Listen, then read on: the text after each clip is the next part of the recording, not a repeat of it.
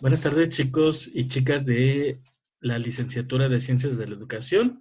Vamos a comenzar el día de hoy con esta asesoría 27 de febrero de 2023, siendo 6 de la tarde. Les doy la bienvenida a esta asesoría del día de hoy. Eh, Doy pues los 5 minutos para que ustedes se vayan conectando. Espero que así sea, si no, pues de todos modos se da la asesoría como pues ya sabemos que se realiza cada 8 días. Y pues bueno, hoy las dos materias que vamos a abordar son las materias de diseño curricular y se me fue la otra, diseño curricular, y me dice que no lo puedo. Permítanme tantito.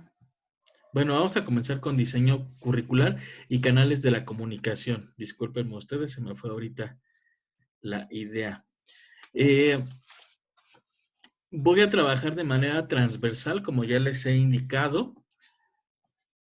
Y la clase de hoy, créanme que es una clase muy eh, reflexiva. Quiero que analicemos como una situación que nos tocó vivir, que ya gracias a Dios considero que ya vamos pues saliendo, ¿no? De esta pandemia que vino a mover muchas situaciones en la sociedad en general, ¿no? Una situación pues muy complicada que nos tocó vivir en los últimos 2 años, ¿no? Que reitero, pues ya gracias a Dios, pues vamos saliendo como de esta etapa que la humanidad entera vivimos, ¿no? Algunas cosas pues fueron positivas, otras cosas fueron muy negativas, como fueron las pérdidas que tuvimos, que hubo en la sociedad, en las familias. Eh, También pues aspectos positivos como, no sé, el hecho de que como docentes o en el aspecto educativo pudimos conocer nuevas herramientas digitales para poder impartir nuestras clases. Podemos hablar entonces que tanto hubo situaciones complicadas, difíciles, como también hubo muchas cosas positivas, ¿no? Creo que de todo lo malo, siempre, siempre debemos de tomar un aspecto positivo. Entonces, bueno, yo les comparto así como una experiencia personal. En cierto modo, al proyecto que teníamos en familia y un proyecto personal como es una consultoría y capacitación pedagógica, a nosotros nos benefició de alguna manera la pandemia. ¿Por qué? Porque pudimos atender a los docentes desde nuestro hogar. Es decir, nuestra herramienta en nuestro uso de trabajo, nuestra herramienta de trabajo, pues fue el Internet. Entonces, hicimos la contratación de Zoom, empezamos a hacer algunas conferencias online, ¿no? Hicimos una serie de conferencias para docentes con diversos temas, desde tanatológicos, psicológicos, pedagógicos, eh, temas que en el momento eran muy importantes, como lo fue también la situación emocional de los docentes en la época de la pandemia. ¿Por qué? Porque estábamos adentrándonos a una situación de salud. Vaya, fue una emergencia sanitaria la que vivimos, cuidándonos nuestra salud, cuidando a nuestros familiares, cuidando pues a las personas que amamos, tratando de no salir, ¿no? Aprendiendo a usar estos medios electrónicos, digitales, para poder seguir avanzando en nuestra labor como docentes y también los alumnos, ¿no? En su labor estudiantil. Entonces, desde esa perspectiva, vamos el día de hoy a conocer un poquito y a reflexionar. Son dos temas importantes los que hoy vamos a ver. Eh, Reitero esta parte de hablar y hablar, el docente solamente hablar, pues creo que se va a hacer nuevamente así la asesoría. El rector, a mí me gusta preguntar, me gusta interactuar con ustedes. Una pregunta que está formulada en la planeación, pues es, ¿cómo, ¿cómo viven ustedes desde esta parte educativa la emergencia sanitaria? ¿Cómo lo vivimos, no? ¿De qué medios hicieron uso ustedes para enfrentar, por llamarlo de alguna manera, y creo que sí es la palabra correcta, enfrentar esta situación. No desde una trinchera como maestros, sino desde su trinchera como estudiantes. ¿Qué herramientas utilizaron? ¿Cómo fue que siguieron aprendiendo? Fue el mismo proceso eh,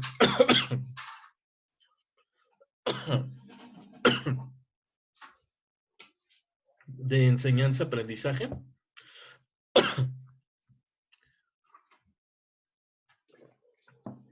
que llevamos a nivel de manera presencial a manera virtual. Sí se aprendió de la misma manera, viéndolo desde un aspecto de estudiantes, ¿ok? Esa es la respuesta que quiero, la pregunta que quiero que me responda. Ahora bien, tanto en la materia de comunicación como de diseño curricular, eh, les digo, lo voy a empatar.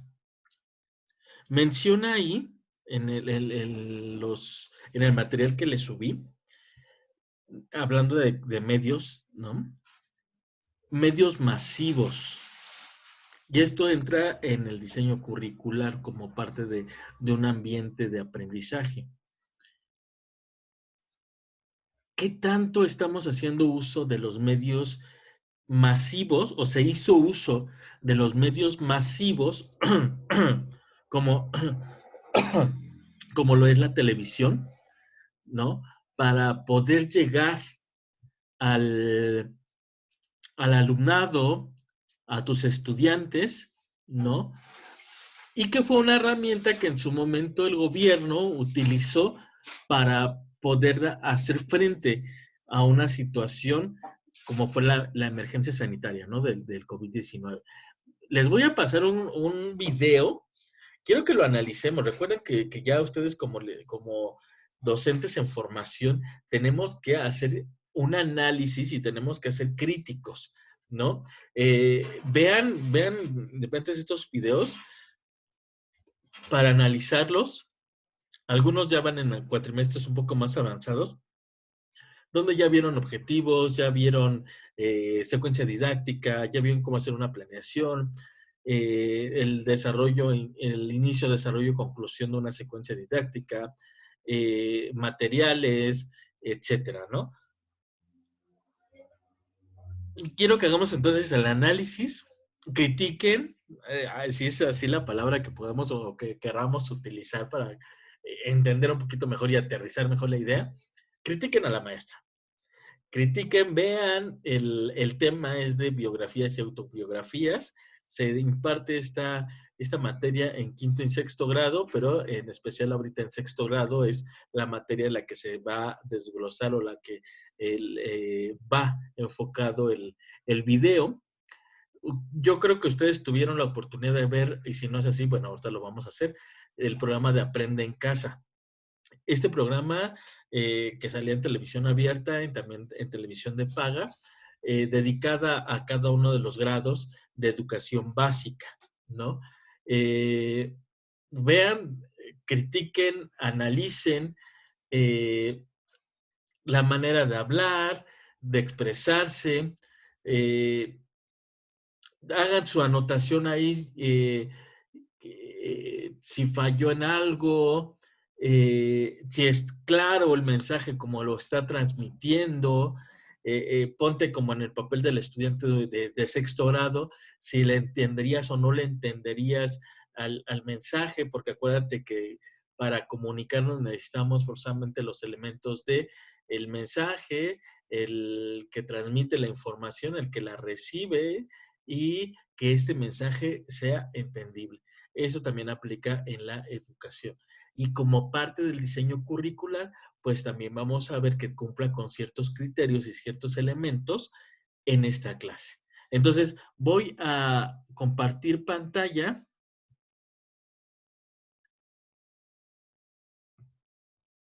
Voy a compartir pantalla para que ustedes puedan visualizar. Esto lo pueden encontrar ustedes en YouTube. Ajá. Salía salió en la televisión en su tiempo. Esto incluso es Aprende en Casa 2 el segundo bloque que hicieron en la televisión. Entonces, quiero que hagan el análisis. No va a ser todo el video dura 30 minutos. Nos llevaríamos toda la asesoría aquí viendo nada más el video.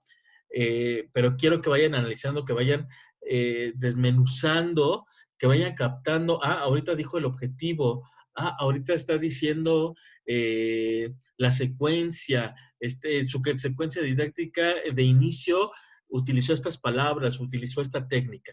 Entonces, vamos a analizar el video, hagan sus anotaciones, por favor. Les pido que los que puedan hacerlo, los que gusten, y a mí de verdad me daría mucho gusto que así fuera, porque no he recibido nada de ustedes, no sé ya más de ustedes, ni un mensajito, ni nada. Espero que esta vez sí lo podamos hacer, que me manden una fotografía vía WhatsApp de la crítica que hacemos a esta docente y a la clase. Entonces, corre video.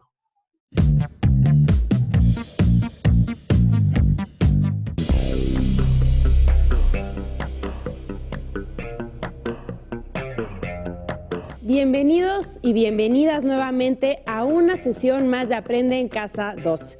Y como pueden ver, ya me acompaña la maestra Gaby Rivas Vasconcelos para iniciar con su sesión de lengua materna. Muy buenos días a todos. María, qué gusto coincidir contigo. Vamos a dar continuidad a nuestras clases de lengua materna español de sexto grado. De verdad, qué gusto pensar que nos estás siguiendo desde tu hogar, cuidándote y aprendiendo. Así es. Bien, pues hoy vamos a iniciar con un tema nuevo, María. Estuvimos viendo el tema de guías de autoestudio. Ya detectamos bien cuáles son las preguntas que pueden venir en un examen, pero hoy vamos a comenzar con un tema que también es muy interesante. Sí. Y que te va a llevar a recordar ciertos momentos de tu vida. Perfecto. Nuestro propósito es que el día de hoy tú puedas determinar las similitudes y las diferencias del texto biográfico y del texto autobiográfico. Muy bien. Pues los materiales que vamos a necesitar son muy sencillos. Son tu libro de texto, tu cuaderno para tomar notas. Así ya es. Sabes que tu pluma, tus colores por si deseas personalizar alguna nota o hacer algún dibujo. Y pues vamos a comenzar, María. Vamos a comenzar. Bien. Su libro de texto, va a ser en el bloque 1, ¿cierto? Todavía bloque 1, en las páginas 18 y 19. Ahí van a encontrar el tema de biografías y autobiografías que vamos a desarrollar el día de hoy, para que estén ustedes atentos. Bien, pues vamos a empezar en la página 18. ¿Sí? Aquí tenemos nuestra práctica social del lenguaje, escribir biografías y autobiografías para compartir.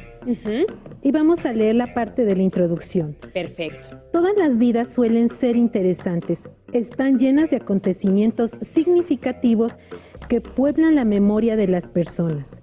Cuando se ha vivido mucho tiempo, se han coleccionado incontables recuerdos.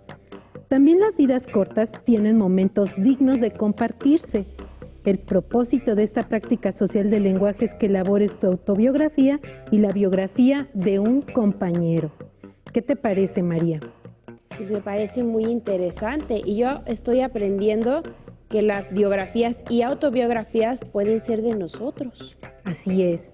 Sí, muchas veces pensamos que necesita ser de una persona adulta, la biografía que vayamos a elaborar, pero pues nos damos cuenta aquí que podemos hacer la biografía inclusive de un compañero de clase, la podemos compartir y vamos a conocer también mucho sobre su vida al estar investigando.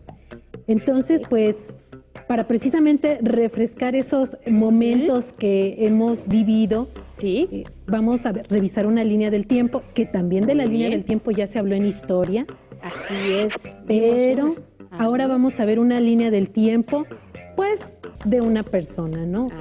A ver. Acontecimientos que todos hemos pasado por ellos Ujú. y que es bonito recordar, Así ¿no? es. Quizá, bueno, de tu nacimiento, pues no te vas a acordar, pero probablemente tu mamá te comparte anécdotas de ese día, qué sucedió, quiénes estaban, en qué hospital naciste. ¿Tú recuerdas algo, María, que te haya compartido tu mamá sobre ese momento, ese día tan especial de tu nacimiento? Sí, me acuerdo, bueno, más bien, efectivamente, me comentan que ellos una de las cosas que más recuerdan es que yo nací con el cabello, me dijeron que era como un puercoespín, que nací con un cabellito así chiquitito y parado y negro y muchísimo. Y eso es lo que más recuerdan, la cantidad de pelo con el que nací.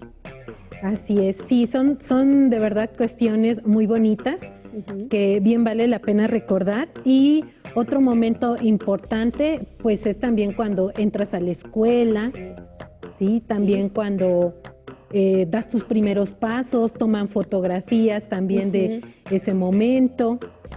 También inclusive cuando se te cae tu primer diente. Sí, lo recuerdo también. Sí. Y también pues tenemos otros momentos cuando salimos con los compañeros, alguna excursión, algún cumpleaños. ¿Te acuerdas de algún cumpleaños en especial, María, que hayas festejado? Sí, uno mío. Tenía 7 años y me acuerdo que yo estaba muy emocionada y yo a fuerza quería celebrar mi cumpleaños en un lugar que estaba en ese momento de moda. Y me dijeron, pues no, porque no todos pueden estar ahí en ese momento. Y finalmente hicimos una celebración más pequeña, pero fue muy bonita y muy emotiva porque finalmente me acompañaron mis amigos más cercanos. Así es, entonces seguramente tú en casa ya estás haciendo memoria de ese cumpleaños que te marcó, que te ha gustado más. También tenemos el momento en que entras a la primaria. Los chicos y chicas que ahorita están en 6º grado, probablemente ya tienen estos 6 años juntos compartiendo experiencias, celebraciones, festivales. Y eso también es muy bonito porque tenemos inclusive fotografías. Entonces de repente las sacamos, las revisamos y decimos, uy, aquí estábamos bien chiquitos en 1er grado o esta fue cuando participé en la ceremonia. Entonces es muy bonito estar haciendo un repaso de todos estos acontecimientos. ¿O qué tal cuando practicas algún deporte y tienes un torneo? Así es, y también guardamos memoria de eso, porque por lo general nos acompañan nuestros papás y van o los celulares ahora, y antes iban con unas cámaras y ahí nos estaban retrate y retrate todo el día. Así es. Era muy emocionante. Y esos logros se convierten también muy importantes porque estás rodeado de las personas que te quieren, estás también rodeado de tus amigos que te están echando porras, te están motivando. De repente tienes tu diploma al final del ciclo escolar también y todo eso se vuelve en una fuente muy importante de información que sin duda alguna te va a servir para elaborar tu texto biográfico y autobiográfico. Muy bien. Bien, pues te voy a explicar a grandes rasgos qué es la biografía o el texto biográfico. El texto biográfico se desprende de una palabra que tiene su origen en Grecia, es de origen griego. Y bios significa vida y graphen significa escritura, escribir. De ahí tenemos entonces que la biografía es una narración escrita donde se van a resumir los acontecimientos más importantes de la vida de alguien. Muy bien. ¿Y autobiografía a qué te suena, María? A que es mía, pero la palabra, o sea, el principio auto, ¿qué significa? Auto es un prefijo también de origen griego que significa por sí mismo. Entonces, este escrito lo vas a elaborar tú mismo y en él vas a dar cuenta de los acontecimientos más importantes de tu vida. Muy bien. Pero vamos a seguir platicando sobre esto. Entonces, si por ahí ya notaron alguna idea que les llamó la atención, pues ustedes escríbanla en su cuaderno y estén atentos porque seguimos trabajando con el texto biográfico y autobiográfico. Recuerden que el propósito es poder detectar cuáles son las similitudes y las diferencias. Ahora te voy a compartir unos textos muy bonitos de un pintor mexicano que se llama Francisco Goitia. Si no conocías nada sobre él, a partir de estos textos te vas a dar una idea y seguramente te va a gustar. Bien, comienza así, dice: texto autobiográfico de Francisco Goitia. Nací el 4 de octubre de 1882, correspondiéndome por la fecha el nombre de Francisco. Mi madre, que no conocí, llamábase Andrea Altamira. Una buena mujer me dio el pecho, otra no menos buena me tuvo a su cuidado. Las afiladas facciones de la que fuera mi segunda madre, Eduarda Velázquez, viven en mi recuerdo. Todo esto tuvo lugar en Patillos, que era uno de los ranchos de la hacienda de Bañón, municipalidad de Fresnillo, Zacatecas. Cuando estuve en edad de conocer las primeras letras, lleváronme a otro rancho de la misma hacienda llamado Charco Blanco. Fue mi primera sentida separación.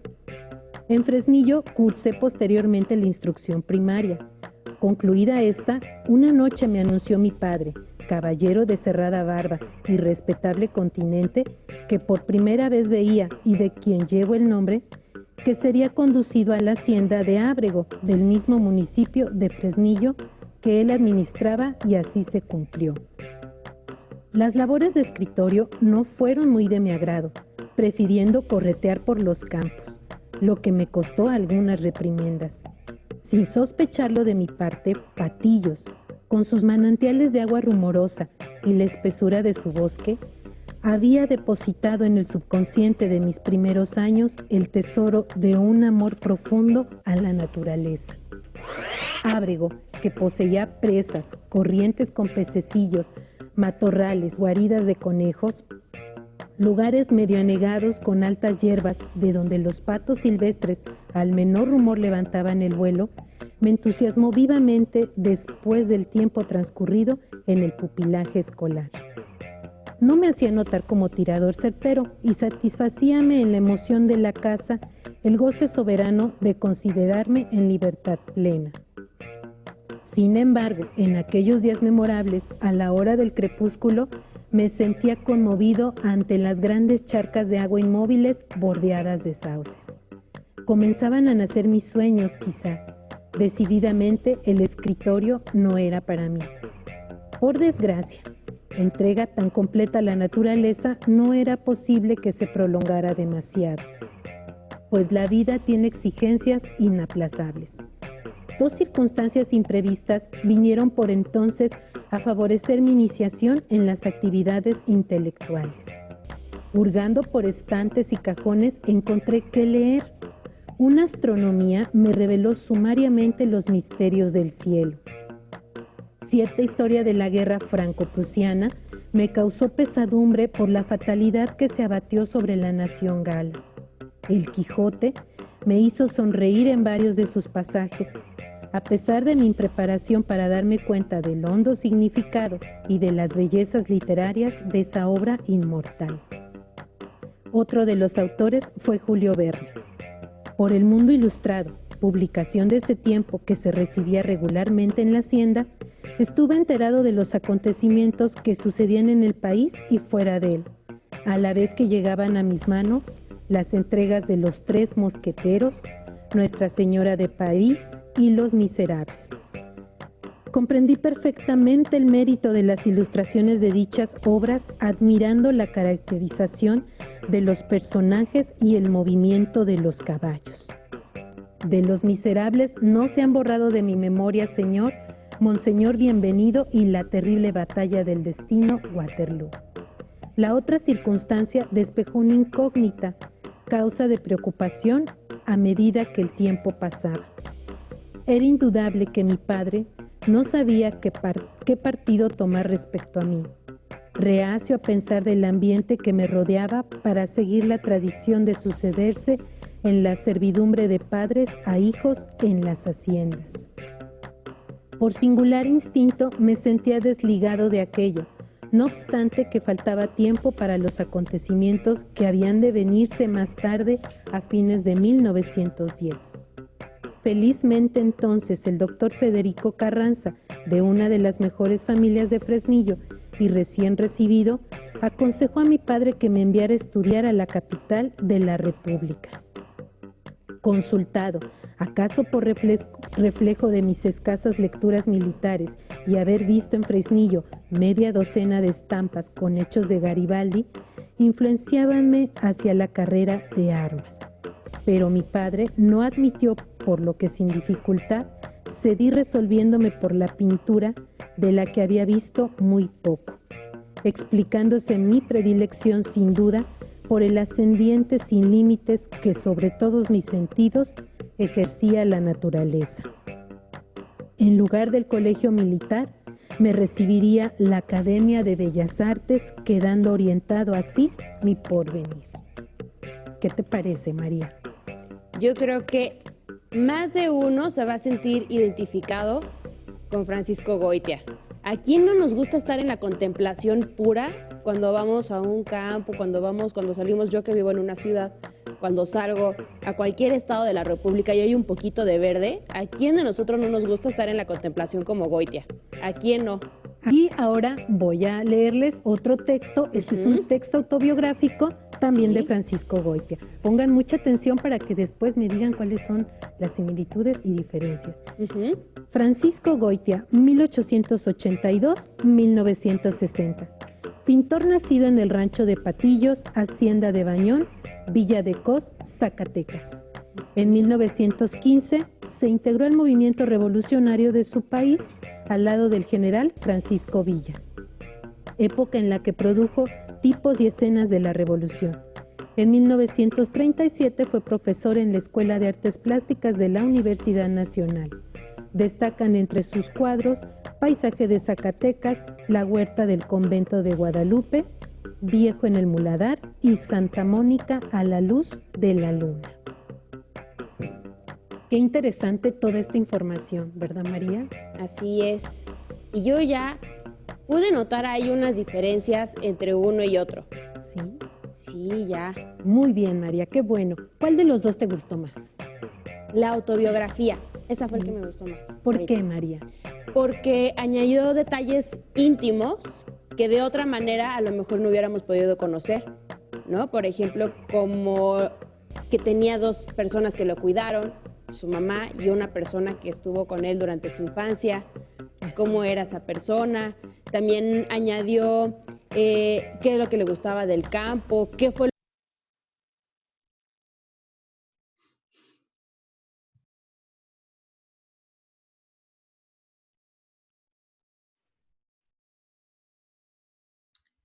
Muy bien, pues regresamos. Me parece interesante, bueno, sí les dejé pues bastante tiempo del video porque quise que lo fueran analizando un poquito, ¿no? Bueno, un poquito, no, un mucho. Yo les voy a compartir las observaciones que yo hice. Incluso este ejercicio que estamos realizando, chicos, quiero que lo tengan en cuenta. Muchas veces nos van a revisar clase, ¿no? Puede ser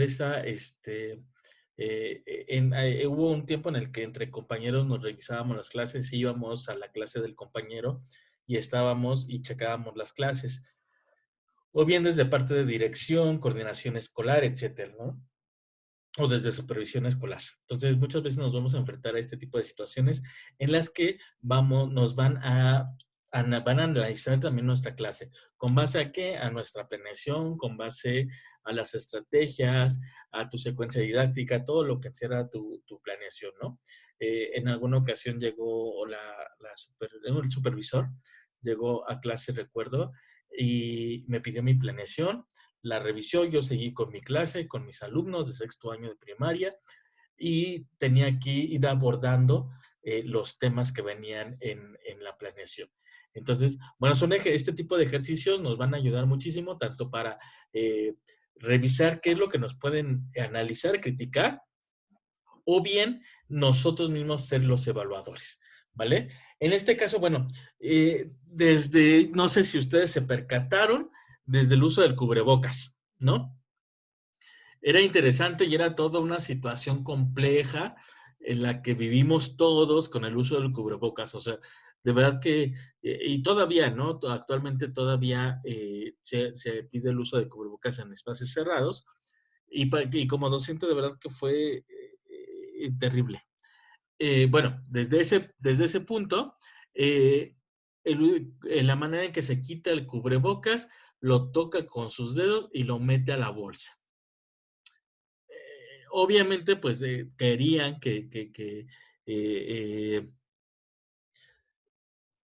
dar a entender, quiero así pensar, la manera en que se debe de quitar el cubrebocas. Pero bueno, lo vimos de manera incorrecta. ¿Por qué? Porque tocaban sus manos, el cubrebocas por la parte de afuera donde se supone que se quedan los virus y las bacterias. Pero bueno, el tono de voz, ¿cómo se les hizo, chicos? ¿Cómo se les hizo el tono de voz que utiliza la profesora? Considero que fue como un poquito lineal, ¿no? De repente, yo me acuerdo que los empezaba a ver los programas para pues también revisar el contenido de los programas y de verdad que eran muy pesados. Ahorita no sé si a ustedes se les hizo pesado el tema. Digo, yo lo estaba viendo y se me hizo interesante porque pues, yo veía como algunas estrategias o algunas de las cosas que utilizó la maestra para dar este tema. Yo he dado muchísimas veces este tema de biografía y autobiografía y siento que, híjole, el tono de voz para un docente tiene que ir variando el tono de voz, la gesticulación, el hablar, el movimiento, no quedarte estático. Yo sé que es un programa de televisión y yo sé que incluso los nervios o el no saber cómo desarrollar la clase con una pantalla, ¿no? De un televisor, perdón, hablando de medios masivos. Entonces, pero sí, sí, o sea, sí es importante, hagas donde hagas eh, tu, tu clase en línea, en sí, en línea, en presencial, el tono de voz tiene que ser sin duda algo importante que debemos de tener en cuenta. Otra de las cosas, mencionó más de 2 veces, 3, 4 veces el propósito de la materia. Lo mencionó el propósito de la materia. Y eso es interesante, ¿por qué? Porque está remarcando hacia dónde quiere ir, qué es lo que quiere hacer. No solamente fue el hecho de enseñar a decir, bueno, qué es una biografía y qué es una autobiografía. No, el propósito era el, la diferencia entre uno y otro. Marcar la diferencia entre la biografía y la autobiografía. Obviamente, para hacer las diferencias entre cada uno, tenía o tuvo que enseñar qué es la biografía y tuvo que enseñar qué es la autobiografía. Aquí empiezo a compartir pantalla para que podamos ver el material que está en plataforma. Estoy tomando en cuenta las páginas del libro que les encargué para que hagan la tarea y cómo a partir de un, y esto viene también para, más bien viene enfocado para los chicos de diseño curricular, los chicos y las chicas de diseño curricular, cómo podemos de un caso, de una situación de la vida real o de una situación que viven día a día los alumnos, tomar como base para nuestra clase. No sé, se me ocurre ahí en la biografía o autobiografía que abordó la maestra de Aprende en Casa, tenía un diálogo con otra profesora, ¿no? O con la conductora del programa. No sé, a mí de repente se me hubiera ocurrido también, bueno, ya tengo aquí a esta persona, a ver, descríbeme un poquito de tu vida. ¿Cómo fue tu vida? No, pues mira, yo nací en tal, tal, tal, crecí con tal, tal, mis padres son, ok, lo que estás haciendo es una autobiografía, porque tú no los estás platicando. Ahora, yo se los voy a contar a todos nuestros amiguitos que nos ven detrás de la pantalla. Voy a contar tu vida. Ella nació en tal, tal, tal, sus padres son tal, tal, tal. Entonces estoy tomando como base mi contexto para desarrollar un tema. Puede ser, fíjate, puede ser, y no sé cómo se vaya a tomar, espero de la mejor manera, pero desde el aspecto también de improvisación. No es lo mejor, pero sirve mucho.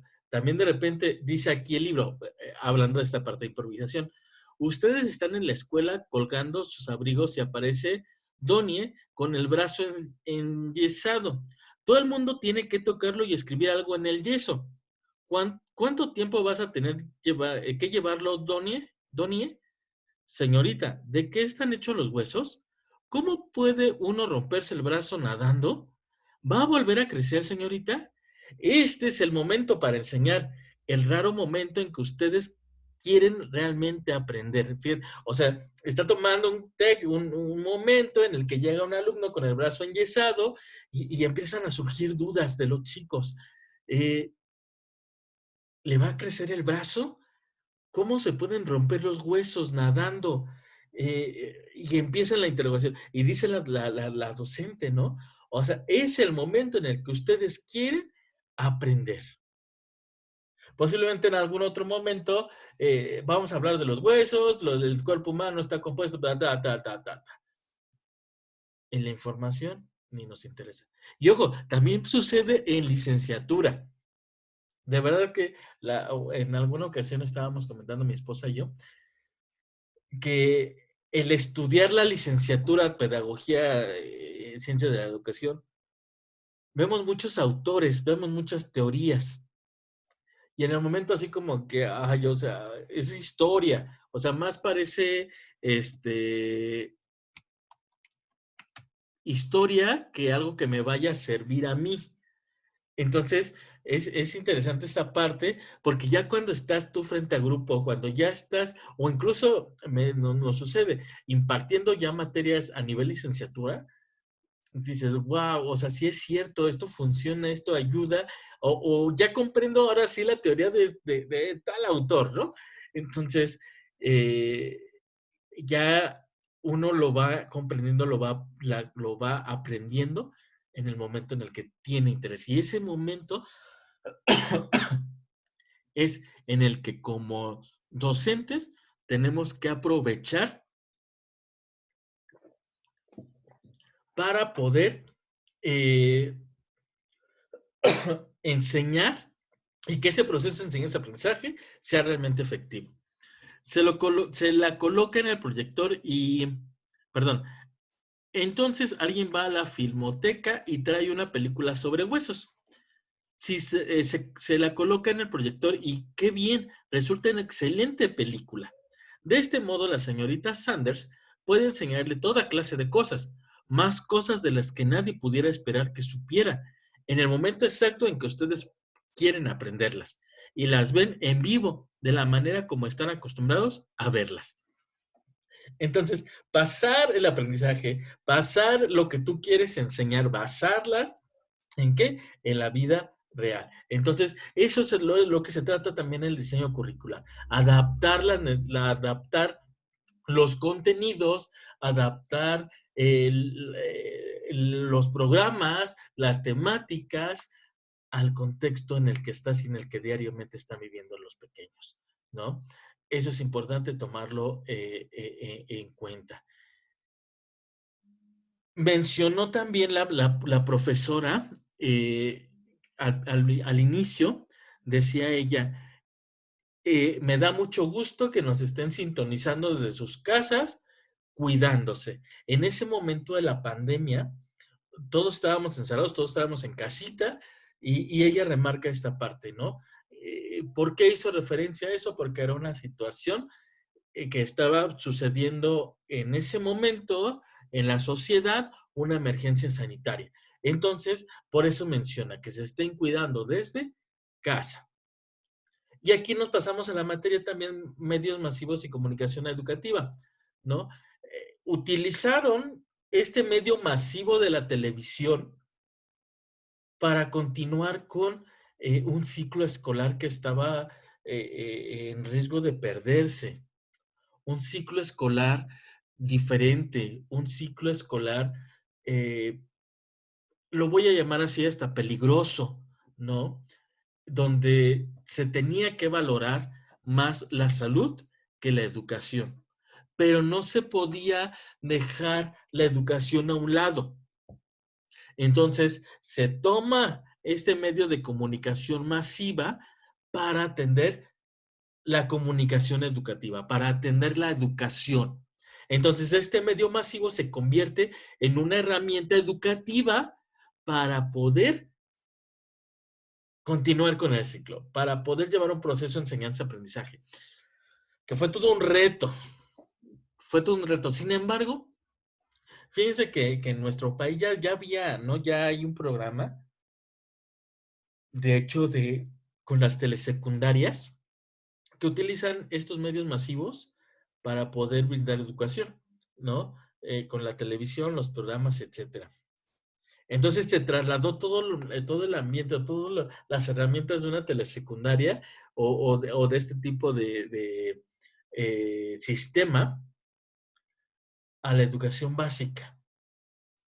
De repente las maestras tenían que ver el contenido y seguir el contenido del libro, porque así iba marcado en Aprende en Casa, y tenían que incluso ellas revisar también, había, si mal no recuerdo, los programas salían con anticipación en YouTube y se tenía que revisar antes de que apareciera también en la pantalla, ¿no? En la televisión.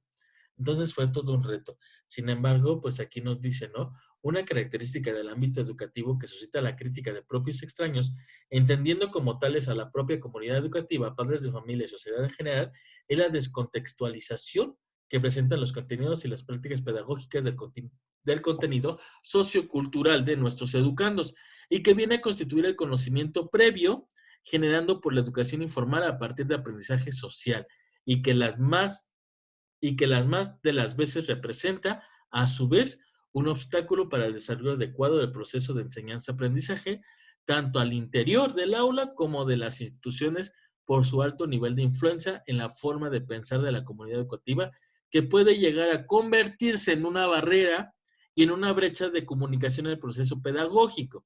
De ahí la importancia de revisar los medios masivos en la comunicación educativa para que, lejos de entablar una lucha estéril contra el contexto y sus defectos, sepamos sacar ventaja de él a nuestro favor, desarrollando a partir de este y su integración al contenido y la práctica pedagógica, el pensamiento crítico que requiere desarrollar nuestros educandos. Por lo que es preciso tener presente cómo convertir los medios de comunicación y las tecnologías de la comunicación en un medio educativo. Entonces se transformó este medio masivo en una herramienta educativa que puede seguir surgiendo, que puede, por ejemplo, en Canal 11, ¿no? Pasan muchos programas educativos. Qué bueno sería que algunos de ustedes, como licenciados en Ciencias de la Educación, pudiéramos adentrarnos también en estos medios o hacer uso de estos medios. Hoy hice uso de un programa de televisión que surgió a raíz de la pandemia, que se utilizó a raíz de la pandemia, se utilizó a raíz de una necesidad, ¿no? En la sociedad. Entonces, hoy la sociedad está carente o estamos carentes también de profesores creativos, de profesores que se atrevan a utilizar muchas de las herramientas y muchos de los medios masivos que existen hoy en día para atender la educación. Entonces, tomamos como base nuestro diseño curricular, tomamos como base nuestra programación, nuestros temarios, nuestros temas, etcétera, nuestros objetivos, nuestros propósitos, y podemos hacer, y no nada más ya uso de los medios masivos, nos referimos a la televisión, no, hoy en día ya también es de la internet, ¿no? De las redes sociales, un TikTok educativo, un Instagram donde puedas subir contenido, fotografías educativas, Facebook educativo, una plataforma donde tú puedas subir contenido educativo para tus alumnos. Entonces creo que es interesante estos dos temas que abordamos el día de hoy, tanto en diseño curricular como en medios masivos y de comunicación en canales de la comunicación y educación, cómo podemos combinar de alguna manera el trabajo para mejorar la educación. Muy bien, pues chicos, con esto doy finalizado esta asesoría. Vienen tanto ya las tareas canales de la comunicación y educación, y pues también de diseño curricular. Veamos entonces, y quiero por favor, les aviso que por ahí, si alguien de ustedes se llega a conectar en las próximas semanas, por ahí va a haber alguna recompensa como exento de alguna tarea. Me interesa muchísimo, chicos, que podamos tener una interacción. Quisiera tener una interacción con ustedes y por lo mismo, yo les ofrezco a quien se conecte a alguna de las materias, elimino o lo exento de alguna o algunas tareas. Muy bien, chicos, quedo a sus órdenes por los medios que ustedes ya conocen, a través de WhatsApp o de plataforma, o los días sábados nos pueden encontrar ahí en Haller, o en Haller Sabatino, en las instalaciones. Que pasen excelente semana, de verdad. Cuídense mucho, por favor. Estamos en contacto y los espero ver dentro de 15 días. Sean felices, cuídense mucho. Bendecida semana.